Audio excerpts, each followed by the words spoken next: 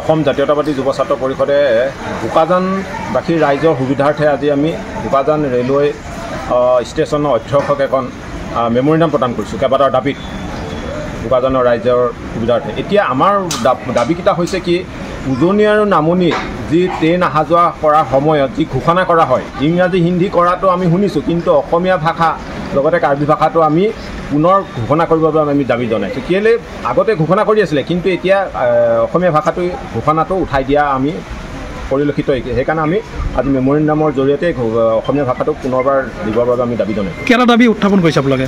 আমি এতিয়ালৈকে 7টা দাবী উত্থাপন কৰিছোঁ।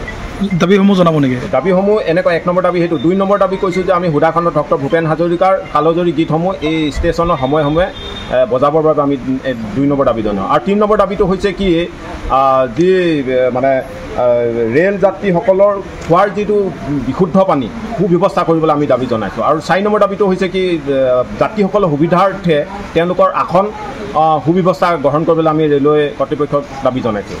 আৰু আমাৰ 5 নম্বৰতে আমি দাবী যিটো প্ৰস্ৰাৱঘৰ বা শৌচালয়, এটা একদম অতীজ কৰ্তব্য, মানে ইয়াত পানীৰ কোনো ব্যৱস্থা নাই। যাত্ৰীসকল আহি পেলাই ইয়াত বহুখিনি, বিশেষকৈ মহিলাসকল আহি পেলাই মানে বহুখিনি সন্মুখীন অৱস্থা হ'বলগীয়া। সেইকাৰণে এই ব্যৱস্থাটো সোনকালে গ্ৰহণ কৰিবলৈ আমি দাবী জনাইছোঁ। আৰু 4 নম্বৰতে কি হৈছে কি, যিবোৰ ট্ৰেইন আগতে কৰোণাৰ মহামাৰীৰ আগতে যিবোৰসমূহ ইয়াত যাত্ৰীসকলৰ সুবিধাৰ্থে ৰখোৱা হৈছিলে, যেনেকৈ অৱধ আছাম, কামৰূপ এক্সপ্ৰেছ, এই ট্ৰেইনসমূহ কিন্তু উঠাই দিয়া হ'ল কৰোণাৰ পিছৰ পৰা। সেইকাৰণে এই ট্ৰেইনসমূহ ৰখাবলৈ আমি যাত্ৰীসকলৰ সুবিধাৰ্থে আমি দাবী জনাইছোঁ। আৰু শেষত আমি কৈছোঁ যে ষ্টেচনটো পৰিষ্কাৰ পৰিচ্ছন্নতাভাৱে ৰাখিবলৈ এই বোকাজান ৰেলৱে কৰ্তৃপক্ষক আমি দাবী জনাইছোঁ। আৰু আমি ক'ব বিচাৰিছোঁ যে যুৱ ছাত্ৰ পৰিষদে যে এই ষ্টেচনটোত কিন্তু ৰিভিনিউ বহুত আহে, কিন্তু আজি ওচৰতে যদি সৰুপথাৰ বা বৰপথাৰ চাবলৈ যাওঁ, তাত কিন্তু মডেল ষ্টেচন তেওঁলোকে বনাই আছে। কিন্তু আজি বোকাজানত কিন্তু ইমান ৰেভিনিউ অহাৰ স্বত্বেও কিন্তু কিহৰ কাৰণে ৰেলৱে ঊৰ্ধ্বতম কৰ্তৃপক্ষই বোকাজান ৰেলৱে ষ্টেচনটো অৱহেলাত বা নিম্নমানৰ ৰাখিছে, এইটো কিন্তু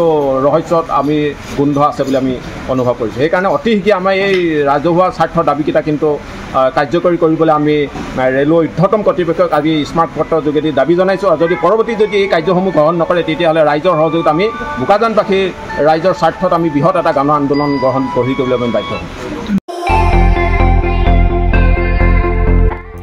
আপুনিও ভুগিছে নেকি গেছৰ সমস্যাত?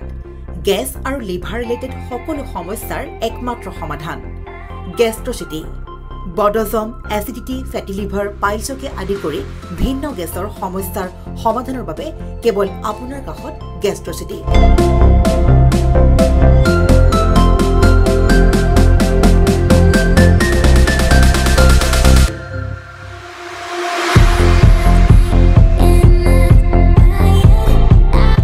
ভিজিট কৰক গেষ্ট্ৰচিটি, গুৱাহাটী, হাতীগাঁও চাৰিআলি। যোগাযোগ নম্বৰ 7577999909।